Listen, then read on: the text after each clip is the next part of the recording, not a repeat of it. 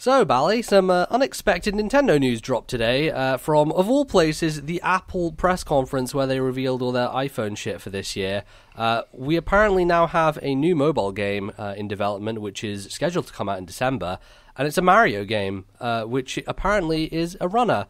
We're going to talk about it for a few minutes and get our kind of initial thoughts. What did you think when you first heard about this, Bally? I know you just got in from a run. I was out and I got in and I was like, all of a sudden the world has turned upside down and Nintendo on Apple's stage. It was weird. I think it's shocking for such a large number of reasons.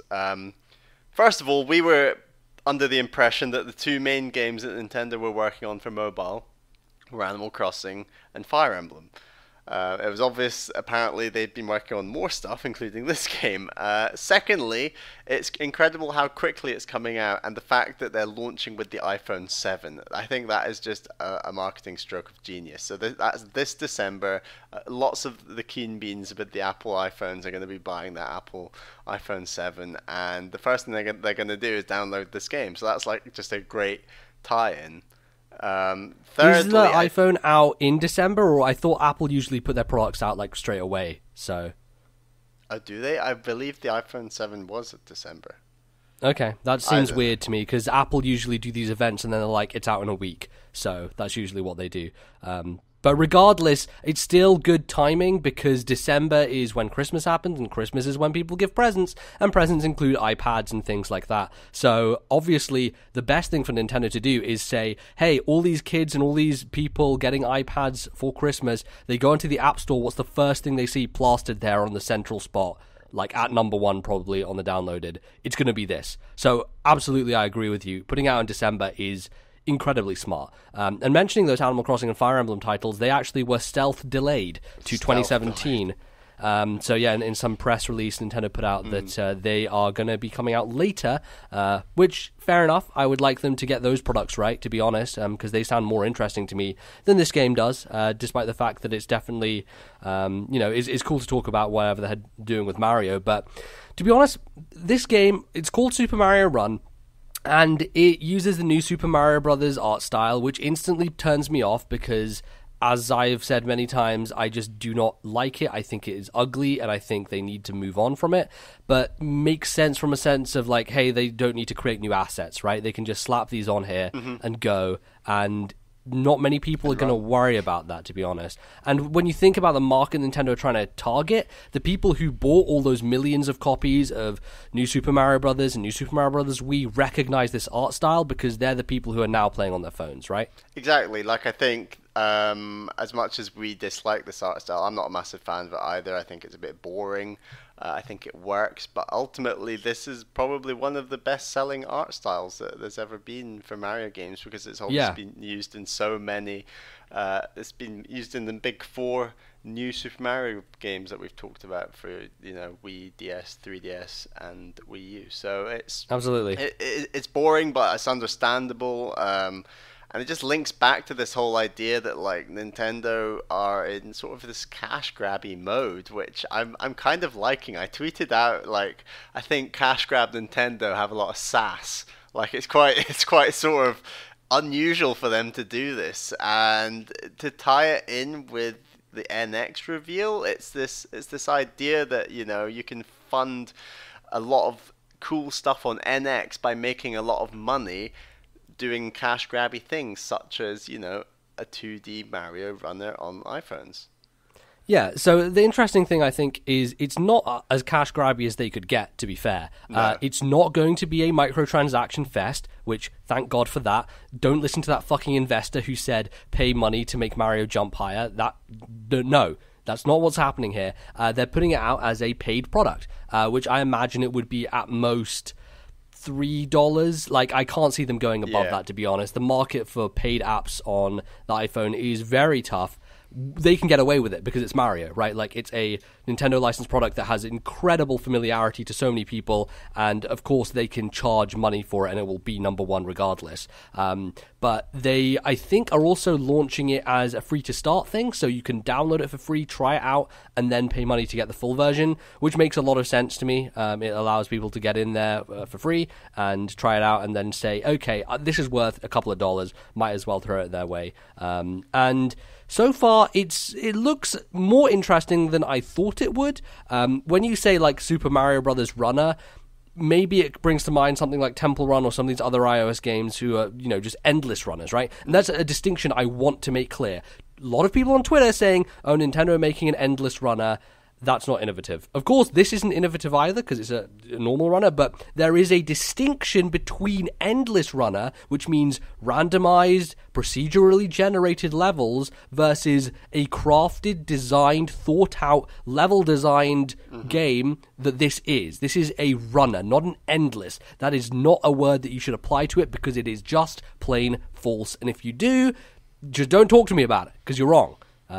So that's that interesting part for me because games that do that, such as Bit Trip Runner, for example, which we both love, is excellent because of its level design, right? And you hope that Nintendo go that same way with this. What I love about this, and I was quite surprised, so I heard the news, but then I immediately went to look for videos, and what I was quite surprised with, but when I stood back and thought about it, was that you're using the screen while it's vertical.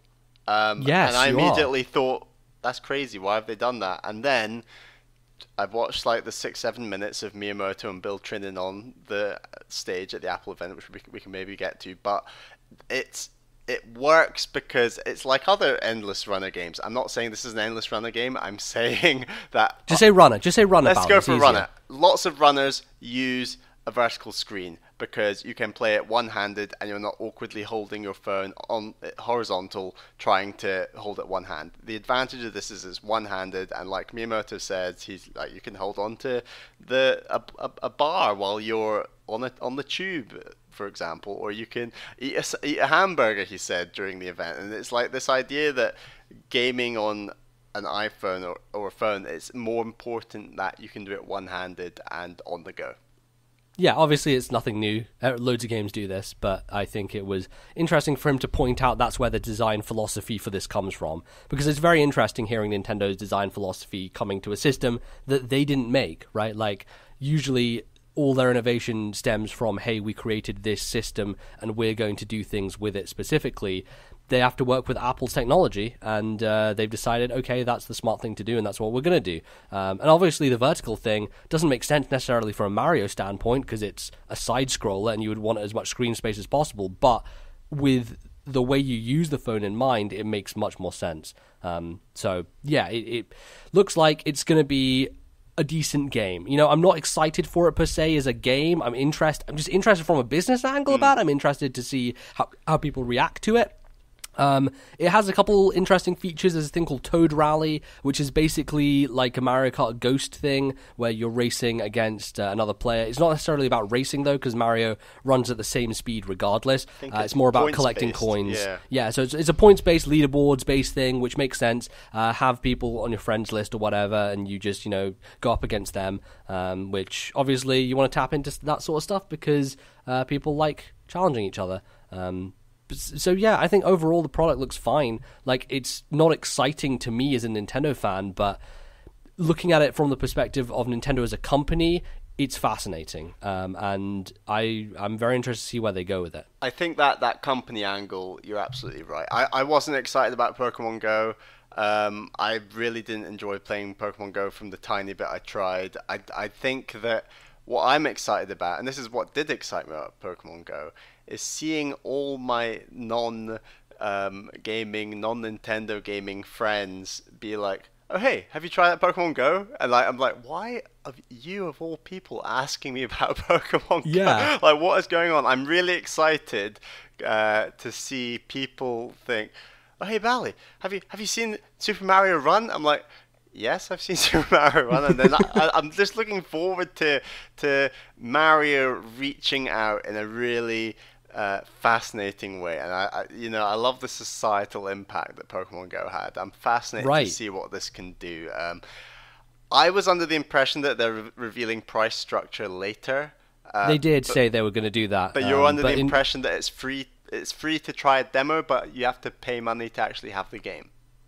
Yeah, so, I mean, I think this was put out by some other sort of PR when they were announcing it, but they did say that there was going to be a free-to-download version, which would include, like, maybe a couple of levels, right, that would entice people. Essentially a demo. Yeah, essentially a demo, I but think for the iStore. The couple of modes they've announced and everything about this game is, if I was armchair CEOing this project, I would put out something almost identical. I don't think there's much I would change from the little we know about it so far. And talking of armchair CEOing, it's so interesting that lots of things Nintendo have done, like in the last few months, you could argue a lot of armchair CEOs for Nintendo were arguing for. So I'm talking about stuff like the NES Classic. What's it called? NES Classic?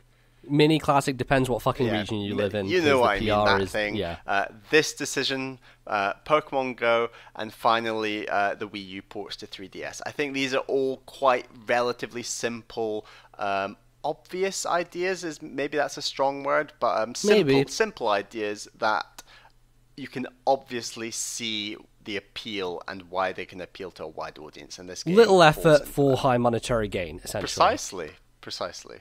As you said at the start, cash grabby. Cash grabby, I love it. It's cool. Yeah, I mean, personally, I would have loved to see Nintendo innovate in the phone space and create something unique and interesting and try and make a platformer that worked in some slightly different way that no one had thought of before. And use Mario's brand to sell it.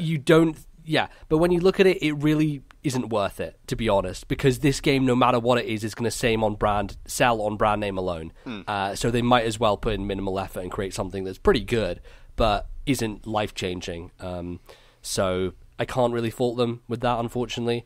It's the obvious choice, but I think it's the right choice. I mean, any closing thoughts here, Bally? Are you going to download it when it comes out? Are you interested enough to do that? Yeah, I'll give it a go unless it's a ridiculous price, which I doubt it will be. I can't see it being, more than 99p or I don't know. We'll see. $1.99, I imagine. $1.99, I can do that. I can bite. I mean, obviously something like Gunman Clive is better, but I'll bite for this. I just think that.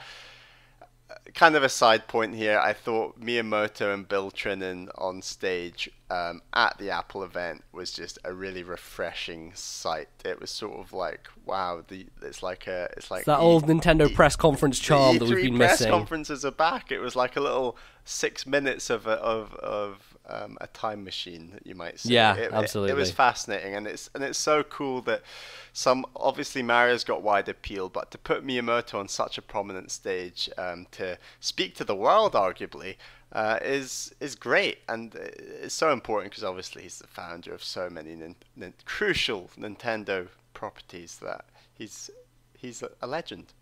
He's a national treasure for Japan and for the world, really. So, Bally, before we go, quick theory I want to float. I put it out on Twitter. Let's do it. Miyamoto is in North America right now. Could that mean that NX announcement is a live event and it's closer than we think it is? What do you think? What do you think of my theory here? He's in the US right now. He's there. Why else would he be there? I mean, this Apple thing's big, but is he going to just fly in and fly out back to Japan? Someone raised it a couple of weeks ago on one podcast, but they thought that there was every chance that the reveal could be at the Nintendo World Store in New York. And I believe that the Apple event was in New York. No, the PlayStation event was in New York. PlayStation event, sorry. Where was the Apple event? California. I have no fucking idea. Wherever Apple live. Well, I don't know. Anyway, getting from California to the East Coast is doable. I think that's a valid theory. I'm sure we'll find out in the next little while. Who knows? Mm-hmm. Exciting times. For sure. Yeah, interesting theory. I can see it happening potentially. All right, well, that'll wrap us up. If you enjoyed this discussion and would like to hear more, consider subscribing to us on YouTube and following the podcast playlist. You can also find us on iTunes and various other places. Follow us on Twitter at TNL Podcast and email us thisnintendolife@gmail.com. Thanks for watching. We'll see you next time.